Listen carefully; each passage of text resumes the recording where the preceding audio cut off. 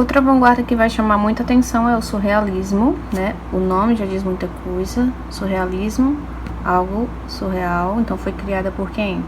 Por André Breton. André Breton, quase não sai. Em 1924. E o surrealismo, ele é uma vanguarda muito interessante, porque ele traz muito essa influência do psicanálise, né? O surrealismo, inclusive, ele vem surgir pós a Primeira Guerra, né, lá na França,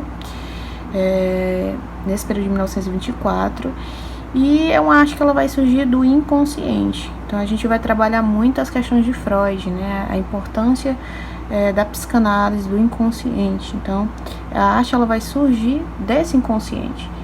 Então, como eu falo de inconsciente, volto de novo a sentimentos mais particulares. Então, se eu falo de sentimentos mais particulares, eu tenho que citar a subjetividade. Então, eu vou ter sentimentos relacionados a sonhos, a fuga de alguma coisa, e essa ideia de liberdade. Outro ponto que eu vou ter de interessante é essa quebra de lógica, né, que vai estar muito presente dentro desse movimento e basicamente está relacionada a temáticas como a fantasia, a loucura, a irracionalidade. A gente não tem o racional dentro do surrealismo, e sim o irracional. Quando a gente fala de racional, vocês entendem aí que está voltada para a mente, né? Racionar é pensar. E é uma arte que não é voltada para pensar e refletir. É uma arte totalmente voltada para a loucura mesmo, para fantasia, para possibilidades, trabalhar com o que é impossível dentro da nossa realidade, por isso que é associada à loucura. É tanto que nessa imagem aqui vocês estão vendo que é uma imagem que foge totalmente da nossa realidade. Vou passar aqui, pronto. São alguns pintores que vão fazer sucesso nesse período, né? O Max Ernst, mais uma vez trabalhando com aspectos voltados para a fantasia, né? Uma lua, possivelmente uma bala, está relacionado a essa questão da guerra, já que o movimento surgiu pós, né, Primeira Guerra Mundial. Acho que tem outra aqui do Max. Pronto, olha aí que arte bem confusa, né? Observe os detalhes, né? Os olhos. A ideia é trazer mesmo desconforto para quem está analisando o quadro. Pronto. O Juan Miró, ele já trabalha mais esse equilíbrio, né, dentro do surreal, mas ele traz alguns movimentos soltos, né, alguns objetos soltos. Ele trabalha mais ou menos com o nosso imaginário. Então tem muitas cores, né, fortes, muito intensas em cada obra. Então são imagens mais soltas. A gente tem de certa forma mais equilíbrio se a gente for comparar com os outros. Que é outra obra dele, é um autorretrato. Isso aqui, pronto. Aqui é uma citação, né, desse pintor. Ele diz que em contato com os surrealistas ele acabou aprendendo, acabou compreendendo uma coisa, né, que é, no caso, a necessidade de transcender a pintura. Passando aqui, pronto. Aqui são algumas características que a gente vê presente em alguns quadros do Juan Miró. São mais manchas, né? A gente vê muitas manchas nas obras. Círculos de cor, né? Isso a gente viu na obra anterior. Deixa eu ver aqui. Círculos de cor, muitos círculos, aliás, coloridos. Pronto, a gente tem muitos arabescos, são formatos variados, né? De círculos. E as pinceladas, elas são mais simples, certo? A gente não tem um trabalho muito apurado, né? São pinceladas realmente mais simples, principalmente aqui nessa primeira obra, né? Nessas obras em que os personagens são mais redondos. Aqui é outro pintor do surrealismo, né? O René Magritte. Ele traz algumas características bem diferentes dos outros pintores. Ele já traz mais essa questão da mágica, né? Com o real, essa misturada, né, dos dois.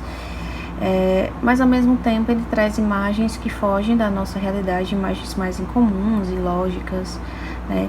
Então a gente vai ter mais dorsos femininos em algumas obras, ou então peixes, né, com pernas humanas, Olha aí a loucura presente, né? Um peixe com a perna humana, né? Ou então chapéus de coco, né? Esse chapéuzinho de coco, ó.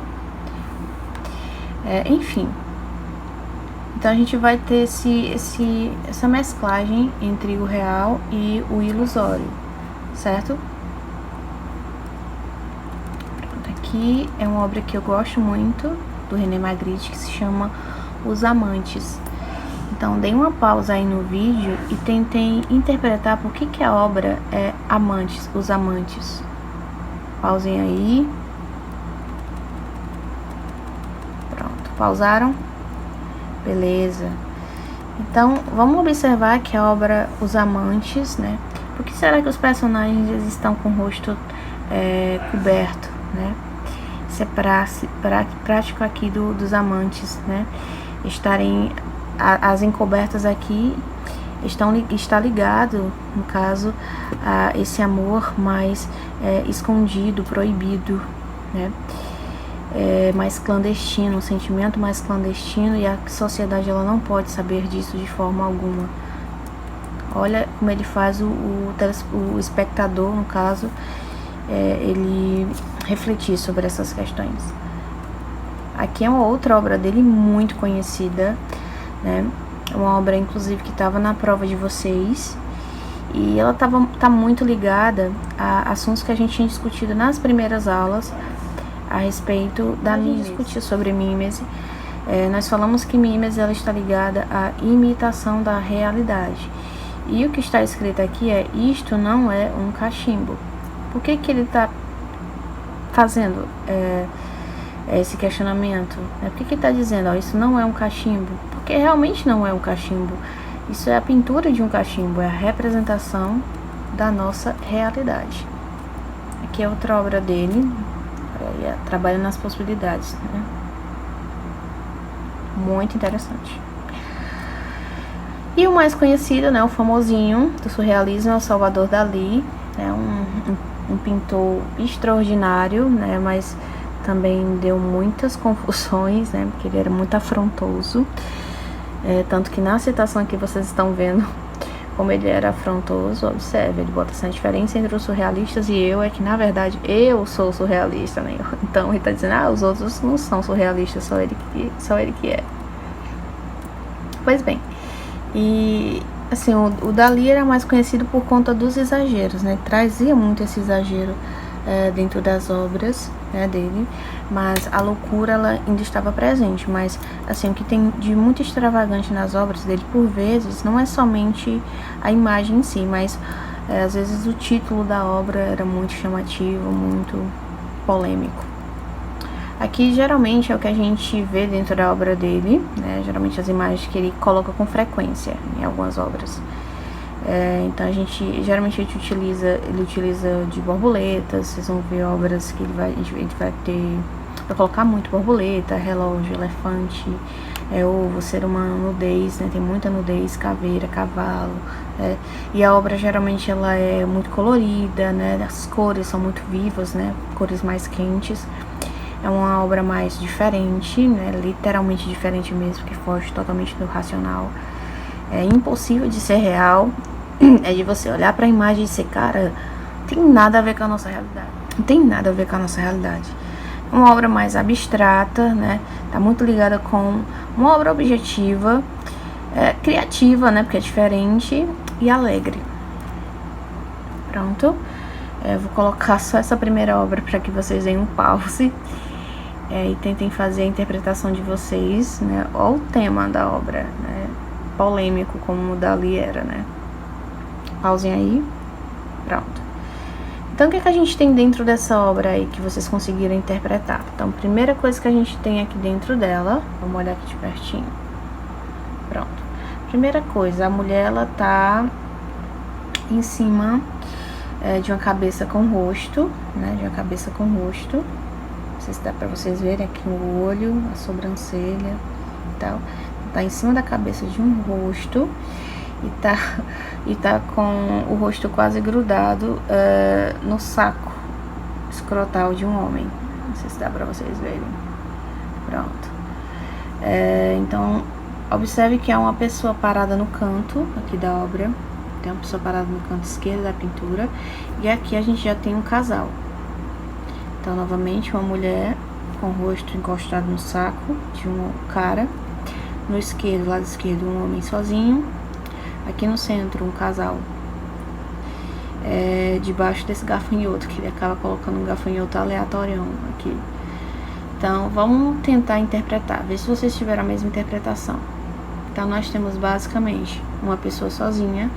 Se ela está sozinha, ela representa o quê? Pronto, ela representa a solidão. Nós temos um casal. Esse casal, ele representa o quê? O amor. Conferem? E em seguida nós temos a cena da mulher com o rosto encostado no saco do homem, que significa o quê? O prazer, o sexo. Então, solidão, amor e sexo.